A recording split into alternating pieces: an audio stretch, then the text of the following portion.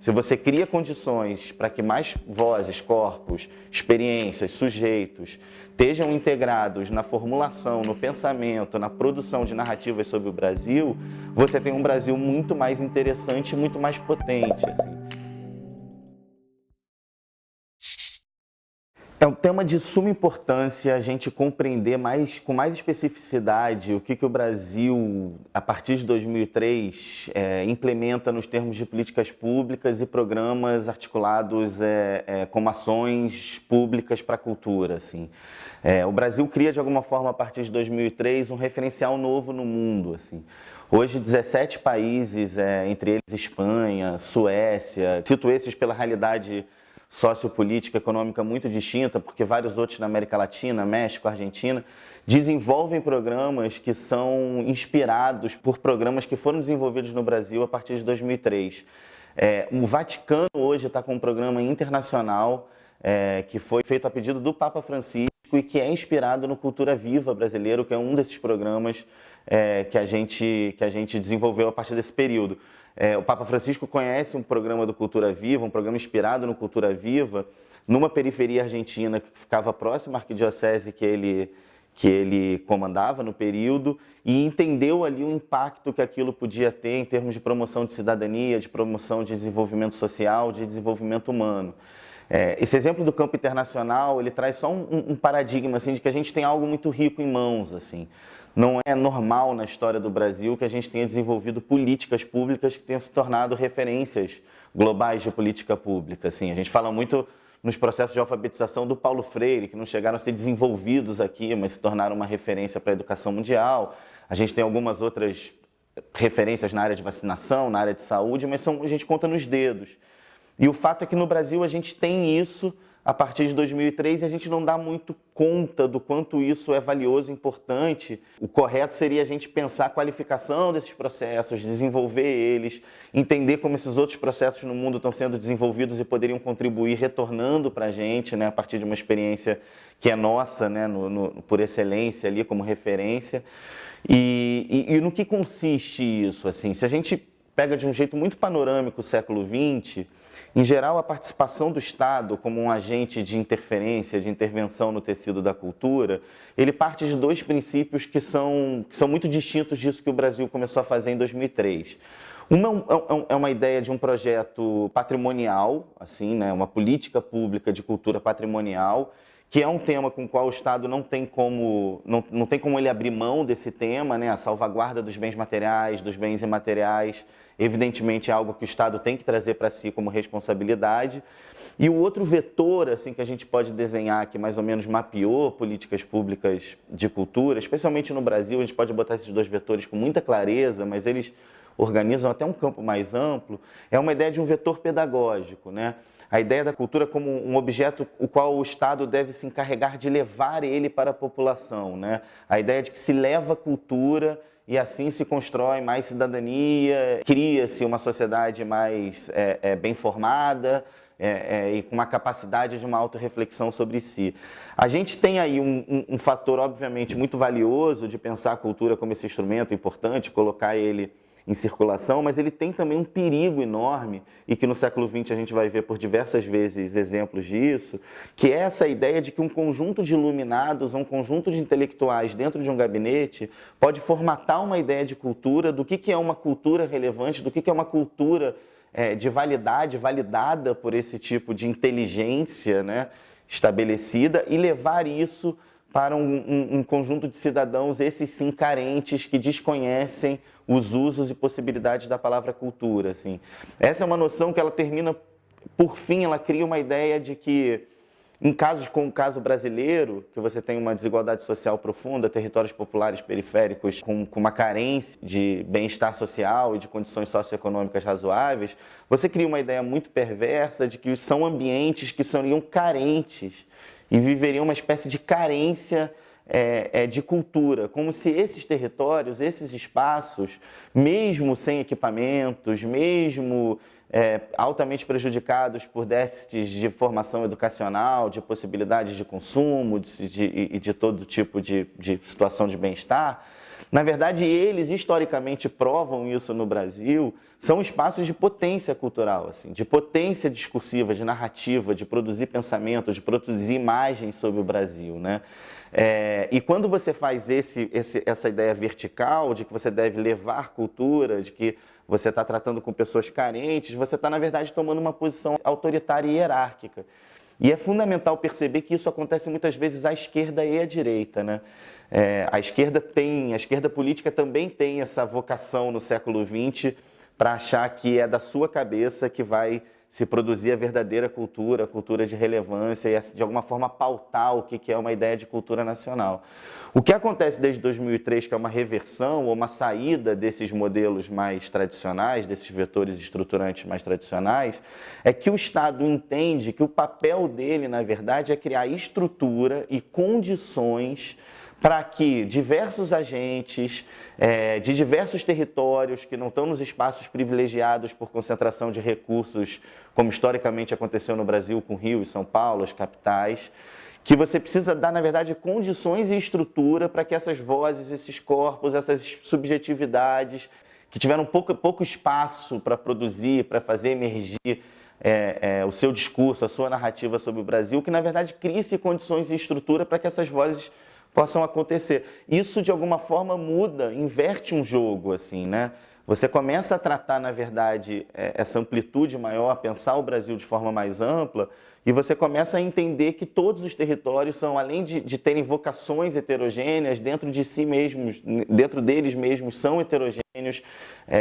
e com políticas que possam fomentar e apoiar que se desenvolvam práticas artísticas, práticas estéticas continuadas, nesses campos, nesses espaços, o que a gente tem como consequência são a produção de imagens muito mais fortes de um Brasil contemporâneo. Assim. Se a gente pega um exemplo de narrativas sobre as periferias, a gente vai perceber no audiovisual uma mudança enorme desse tipo de perspectiva, que são proporcionadas, são disparadas pelo fomento para que outros agentes de outros territórios pudessem produzir cinema no Brasil. A gente vai ver a virada dos anos 90 para os anos 2000, você tem uma série de filmes que se tornam grandes filmes desse cinema brasileiro contemporâneo, que vão narrar as periferias, os territórios populares periféricos brasileiros, e vão colocar imagens muito clichêrizadas, com uma série de estereótipos, noções muito preconcebidas sobre o que são esses territórios. É o que acontece em Cidade de Deus, é o que acontece em Tropa de Elite, né? Uma ideia de que esses territórios eles vivem necessariamente no entorno do crime, são quase territórios selvagens. O que resta para quem está ali é procurar porta de saída, isso fica muito claro no Cidade de Deus, e a porta de saída é muito perversa, porque ela é uma máquina fotográfica, ela é uma entrada no mundo da ordem a partir de uma possibilidade de um instrumento tecnológico. Ao mesmo tempo, toda a narrativa do filme, né, a primeira noite de sexo do personagem do fotógrafo, do Buscapé, é numa noite que ele está ameaçado de morte, que se ele volta para a casa dele, ele vai ser assassinado por uma quadrilha, mas aquele momento para ele ter uma grande noite de afeto, sexo, iniciação na vida amorosa com uma personagem da Zona Sul, branca, né? Tudo que vai mostrando... É uma característica desses filmes que eu não consigo detalhar aqui, assim, mas é sempre o lugar da saída daquele território do qual se deve escapar, né? A Tropa de Elite é talvez pior nesse sentido, né? Usa os recursos todos de câmera subjetiva do videogame, do que era a estética daquele período, do filme de guerra americano, para tratar aqueles jovens e aqueles espaços como só de violência, criminalidade. São temas brasileiros, são obviamente temas brasileiros, não é à toa que tem repercussão internacional, mas onde é que eu quero chegar, assim, né? Quando você dá para esses agentes que formaram suas experiências, formaram suas subjetividades dentro desses territórios a possibilidade de produzir narrativas sobre eles, você vai ver uma mudança absolutamente notável da forma de narrar esses espaços, né? Eu fico vendo hoje um cinema muito contemporâneo brasileiro, tenho visto como exemplo, tenho estudado e olhado para duas produtoras de Contagem em Minas Gerais, uma chama Filmes de Plástico, outra chama Catásia Filmes. Recentemente tiveram lançamentos deles como Temporada, que foi um filme fantástico com a Grace Passou, o Arábia também, um filme absolutamente fantástico. O que esses filmes trazem, né? Filmes que foram fomentados por políticas de Estado, que que o mercado não absorveria esses personagens, é com políticas estatais e públicas que eles conseguem entrar no mundo do cinema, produzir audiovisual, entrar nesse circuito, um circuito historicamente hiperprivilegiado, e as narrativas desses filmes são narrativas que vão tratar das periferias brasileiras, vão falar dessas periferias, ao mesmo tempo vão estar falando sobre modos de viver diversos, heterogêneos, mundo de imaginação, mundo de criação, um mundo de delírios, de afetos, tudo que existe no humano, assim, do que é óbvio, né? E com isso, né, evidentemente, vão reorganizar uma forma da gente ter uma imagem do Brasil. Por exemplo, dos territórios populares periféricos. Se um certo cinema, um cinema de grande impacto, tratou esses territórios como territórios só de violência, super homogêneos, sem pensar todos os modos de vida, modos de existência, modos possíveis de se viver que existem nesses territórios, a gente vai precisar que esses agentes surjam no cenário, possam fazer emergir suas narrativas, para a gente ter um olhar muito mais complexo, que é o olhar necessário para a gente começar a pensar as dinâmicas sociais desse Brasil contemporâneo. De forma geral, o que eu estou dizendo? Assim, uma coisa muito óbvia sobre diversidade, pluralidade, assim, isso não, e reforçando que isso não são temas de carência, assim, são temas de potência. Se você cria condições para que mais vozes, corpos, experiências, sujeitos estejam integrados na formulação, no pensamento, na produção de narrativas sobre o Brasil, você tem um Brasil muito mais interessante e muito mais potente. É engraçado que hoje pensar isso, que são temas que a gente pensa na cultura há muito tempo, quando a gente defende esse campo como um campo necessário para a democratização do conhecimento, do saber, etc., isso vai de encontro com o que são as diretrizes e os vetores com o qual o capitalismo contemporâneo tem se organizado, né? Quando você vê todas as grandes empresas hoje de impacto de marca no mundo e que estão na área de comunicação, inovação, as mais óbvias, Google, Facebook, YouTube, todas elas estão preocupadas com a afirmação do conceito de diversidade e pluralidade, entendendo com isso não alguma coisa de representação do campo social que eu tenho que criar uma imagem de empresa, mas entendendo que com isso essas empresas se tornam mais capazes de responder aos dilemas, aos desafios do que a economia do século XXI e uma forma de performar melhor, de lucrar mais, e colocam isso como compromisso, né? Essa defesa desse tipo de princípio de diversidade e pluralidade, que são temas que a gente desde sempre coloca como centro da questão social, da questão política. Assim. Muito recentemente, um pronunciamento de uma marca de impacto econômico global muito forte, que é a Disney, por exemplo, pressionando o Estado da Geórgia, que está na tentativa de aprovar uma lei de aborto das mais retrógradas e perversas possíveis, e a Disney falando, a gente filma muito nesse Estado, filmou grandes blockbusters, esse termo não existe mais, grandes sucessos, como Pantera Negra, como Vingadores, né, que são bilhões e bilhões de impacto, no caso ali no Estado, milhões e milhões de impacto em termos de impostos, etc. E a Disney falando, se aprovar essa lei, a gente vai retirar a nossa produção daqui, a gente não quer mais conversa, a gente não vai mais atuar e gerar impacto positivo econômico dentro desse Estado. Assim, isso por que eu trouxe essa questão do capitalismo? Isso traz para a gente uma oportunidade interessante, assim, de também estamos num momento que a gente consegue dialogar com uma forma que determinada parcela da economia do século XXI tem se organizado. Isso pode ser estratégico, em algum sentido. A gente traz isso desde sempre, essa promoção de diversidade, de pluralidade, de acreditar nesse lugar. E o Brasil, especificamente, né, se ele pensa em se inserir de alguma forma num novo jeito de organização global, a gente que já tem um patrimônio de cultura absurdo e tem isso como vocação, e tem uma das sociedades que não é simples de pensar todos os conflitos dela, mas continua sendo uma sociedade que tem como lugar de afirmação política necessário esse lugar, a gente tem, de alguma forma, uma oportunidade enorme de falar, cultura pode ser central, cultura pode ser estratégico, a gente tem uma posição, inclusive, muito fortalecida, o quanto mais a gente compreender esse discurso. Quando a gente vê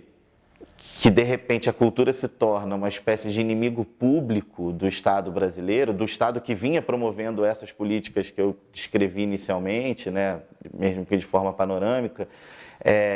que isso é interrompido e que mais do que interrompido, o setor cultural se torna algo a ser combatido pelo poder estatal, pelo poder público. Essa é uma das estratégias possíveis para a gente se posicionar também, ou falar, além de promoção da cidadania, né, além de desenvolvimento social, de desenvolvimento humano, de uma transformação nas próprias formas da gente pensar o Brasil, da gente conhecer o Brasil, da gente criar imagens fortes sobre esse Brasil contemporâneo, que a gente acredita ainda tem alguma outra coisa, que a gente ainda pode ser estratégico também do ponto de vista da economia e de uma imagem do Brasil no mundo, assim. Isso tem sido um recurso diante um período que a gente entrou de obscurantismo para tentar ainda dizer dessa possível centralidade da cultura. No final, eu vou abrindo muitas abas aqui, porque o tema é de muitas abas, né? A gente pode falar sobre várias perspectivas do campo das políticas culturais, assim. Eu acho que o que mais interessa quem está nesse campo e acredita, entende ele como decisivo dentro de uma realidade brasileira, a gente pensa sempre em desenvolvimento social humano, mas é interessante também chamar a atenção para essa coisa do desenvolvimento econômico e como isso pode ajudar a gente a criar também espaços de aproximação de alguns aliados, assim, né? Quando se fala tanto em crise econômica no Brasil, em dificuldade, um setor estratégico, ao invés de ser mapeado, estimulado e pensado como tal, ele passa a ser combatido como uma espécie de inimigo. Aí é sempre importante abrir um certo parênteses também, né? Porque o tema da economia ele pode ser uma armadilha perigosa para a gente, assim. Porque também não podemos pensar a cultura simplesmente a partir do ponto de vista da racionalidade econômica, como se a cultura pudesse ser avaliada como uma matéria estável, e aí pensar lucros, prejuízos, e pensar que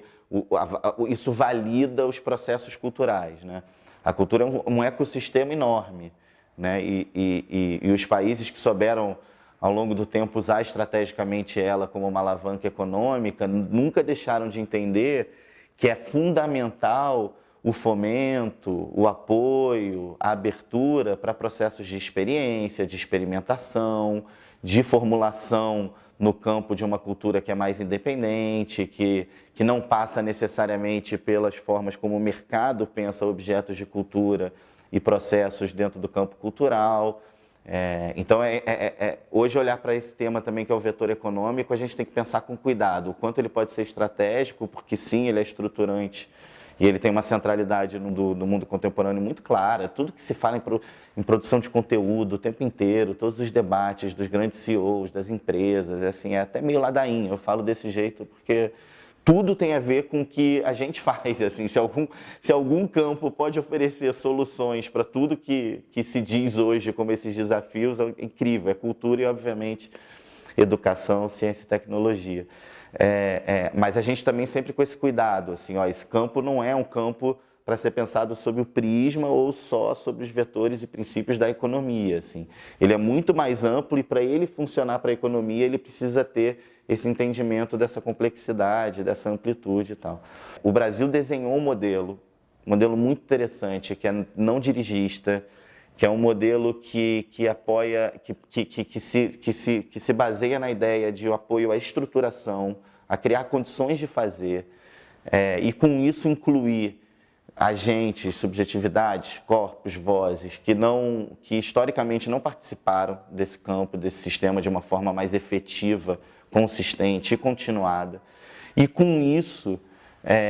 criar um setor cultural muito mais robusto, com muito mais diversidade, pluralidade, e com isso muito mais forte, com muito mais para dizer, assim. Isso tem um impacto externo incrível, porque o Brasil cria imagens muito fortes para o diálogo com o mundo contemporâneo de forma geral, e isso cria para dentro benefícios enormes, que são a gente repensar algumas imagens sobre o Brasil, como o exemplo que eu usei do cinema de periferia, pensar até coisas de revisão da história, da memória, da crítica cultural brasileira. Hoje também tem muitos exemplos interessantes por esse caminho, e olhar o Brasil de uma forma, isso é interessante para todos nós, muito mais coerente com a sua complexidade, com a sua heterogeneidade, entendendo essa formação tão diversa que, óbvio, faz desse país alguma coisa que nos desafia permanentemente. É fundamental discutir política pública para a cultura e eu gosto muito de discutir isso junto com política pública para a educação. Por quê? Esses dois, se o Estado faz uma atuação relevante nessas duas áreas, como fez recentemente, e inclui tanto na universidade quanto inclui dentro dos circuitos que possibilitam produzir discursos, narrativas, práticas estéticas no campo da cultura, se ele traz para esses dois campos novos sujeitos, novas vozes, novos corpos que são formados a partir de experiências muito heterogêneas e diferentes, né, que é a natureza do Brasil. Assim, quando a gente traz tudo isso para a cena, a gente tem uma mudança de pensamento sobre o país. E isso acaba funcionando em vários sentidos. Nas estéticas contemporâneas que são produzidas hoje e que chamam atenção para a gente, para a complexidade muito mais aguda que é a realidade brasileira contemporânea. E também tem um outro aspecto em segundo plano fundamental, que é a gente pensar a própria memória cultural, a memória brasileira, as narrativas sobre o Brasil e compreender que esse país, que foi muitas vezes pensado como um país do projeto utópico, do lugar da conciliação, do lugar da afirmação de um multiculturalismo harmonioso, é na verdade um país sempre com um histórico muito conflitivo. E se a gente olha para a história cultural da gente com novos olhos, a partir desse conjunto mais diverso de pessoas olhando, produzindo discurso sobre isso, a gente repensa um pouco a nossa história e isso ilumina por que a gente está vivendo desafios tão decisivos no nosso presente agora.